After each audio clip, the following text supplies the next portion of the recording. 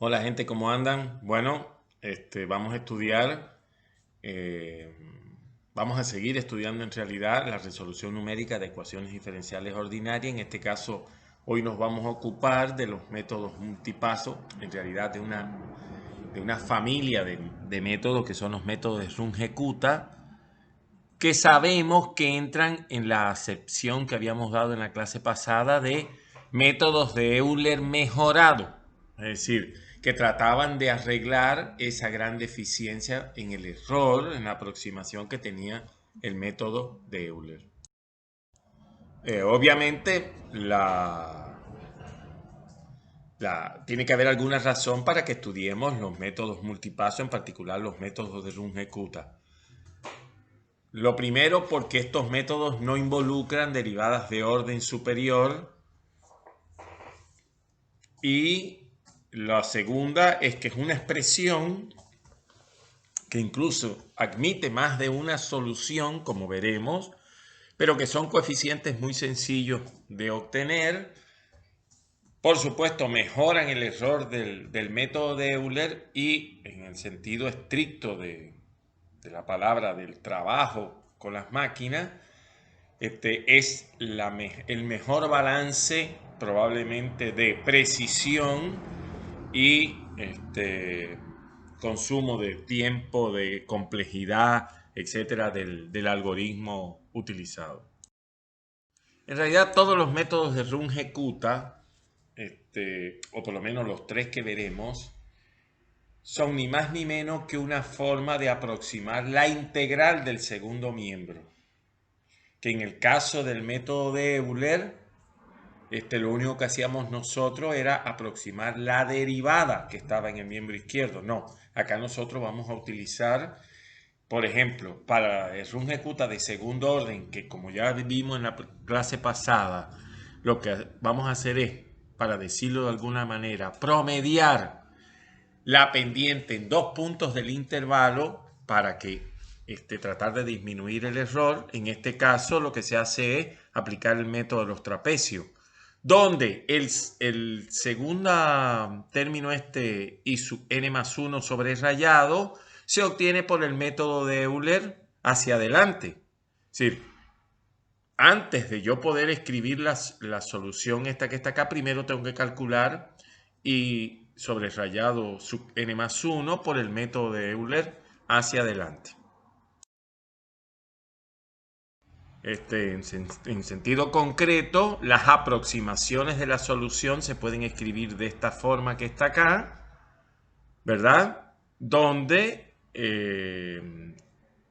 bueno, y sub n más 1, aquí están los coeficientes K1 y K2, que obtengo, como ya decíamos, directamente por el segundo por el método de Euler hacia adelante, pero que es una otra forma de escribir lo que vimos en la página anterior. O sea, esta es otra formulación, pero es exactamente lo mismo. ¿Por qué? Porque si ustedes miran la primera ecuación, el miembro, o sea, F, miren que lo que tiene aquí, en esta expresión que tiene aquí, antes de T sub n más 1, es lo que allá en la otra filmina aparecía como I sub n más 1 sobre rayado, porque es la que yo obtengo por el método de Euler hacia adelante. O sea, este método y todos los demás, obviamente, yo los tengo que comparar o uso el desarrollo en serie de Taylor para saber cuán aproximado o cuán bueno es. Bueno, obviamente el primer sumando que está encuadrado en azul es el mismo. Vamos a analizar los segundos cuadrados que están en violeta y los terceros que están, digamos, enmarcados en rojo. Bueno, ustedes se darán cuenta que por la ecuación diferencial x' es igual a f de tx, h está en los dos, por tanto no se altera, y la primera condición es que el coeficiente W1 más el coeficiente W2 tiene que ser igual a 1. Y además del segundo recuadro, como las dos tienen h al cuadrado, ¿verdad? lo que yo tengo que ver es cuánto vale alfa por omega 2 y beta por omega 2. Una posible, digamos, combinación de soluciones de todo esto es esto que está acá. ¿Lo ven? Por eso es que, pero ustedes se darán cuenta que puedo darle otros valores. Por ejemplo, puedo decir que beta y alfa es 2 y que omega, en este caso, tiene que ser omega 2 tiene que ser no un medio, sino un cuarto. El método de Runge-Kutta de tercer orden viene de aplicar la regla de Simpson o el método de Simpson 1/3 para integrar y valga la redundancia, la integral esta que aparece acá en el miembro izquierdo sobre el intervalo tn más 1. De vuelta, el i sobre rayado se obtiene por el método de Euler hacia adelante.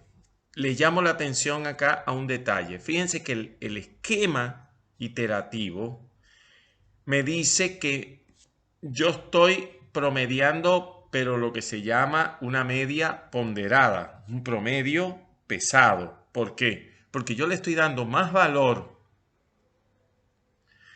al punto acá evaluado en el centro, que le estoy dando el factor 4, y a los otros dos les doy 1. Claro, si usted suma sobre qué, para determinar el denominador, yo digo 4 más 1 es 6. Por tanto, para obtener ese promedio ponderado o la media pesada, como quieran decir, hay que dividirlo por 6. Pero ustedes se darán cuenta que acá se le da más valor al término intermedio, que es, para decirlo de alguna manera, cuando yo estoy a la mitad del intervalo para la i.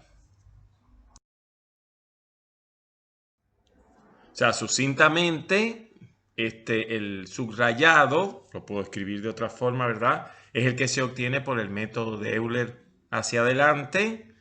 Y bueno, y K1, K2 y K3 se obtienen de esta forma, con lo cual, lisa y llanamente, yo lo que tengo que hacer es obtener esto que está, seguir este esquema de iterados y obtener la solución como tal. Como ya vimos en el caso anterior, en realidad no hay una única expresión para este método.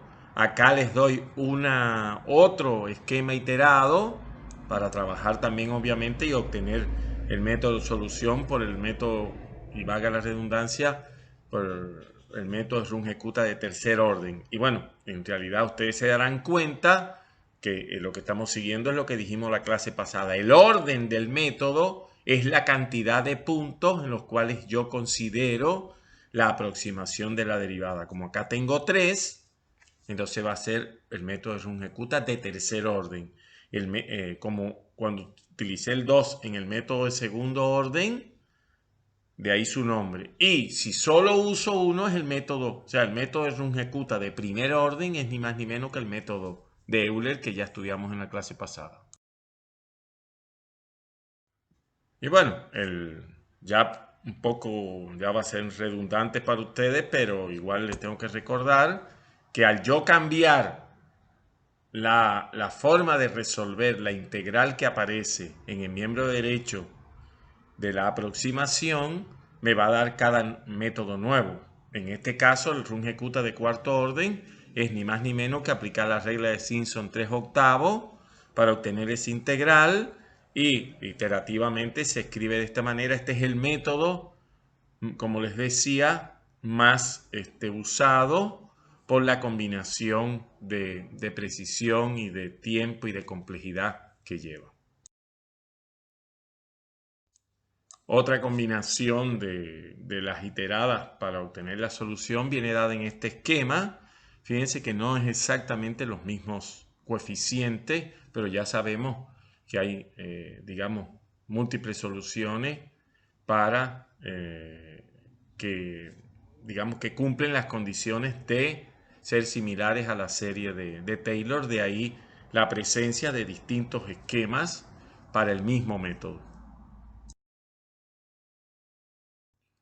Esta es otra versión también del método de Runge-Kutta de cuarto orden, en el cual, como el primero que vimos, se le da menos peso a los puntos intermedios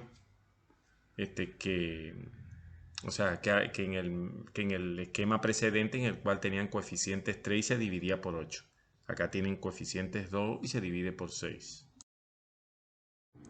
Presentamos un ejemplo utilizando el método de Runge-Kutta de segundo orden para resolver esta ecuación diferencial de primer orden sujeta a esta condición inicial, y se pide resolver y obtener, si sabemos cuánto vale en I sub 1, cuánto vale en I sub en 1.01 y en 1.02, donde el paso de integración es 0,01, así que bueno, en este caso tengo que hallar K1, K2, se obtiene el primero, en la filmina siguiente se obtiene el segundo.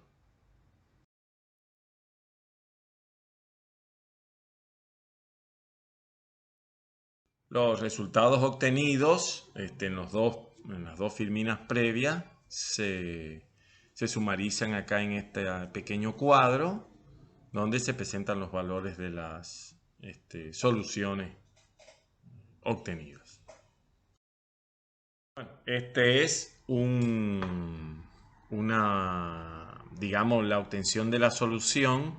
100 pasos equivale a que yo recorrí una unidad, porque recuerden que el paso era 0,01, con lo cual partiendo desde 1 obtuve el valor de la solución en todo el intervalo, tal y como está representado aquí. Esta ecuación que resolvimos no es una ecuación tan sencilla, porque es una ecuación de Riccati, en el cual, digamos, no es, hay que aplicar transformaciones, eso no es de las que se estudian, que se pueden resolver fácilmente.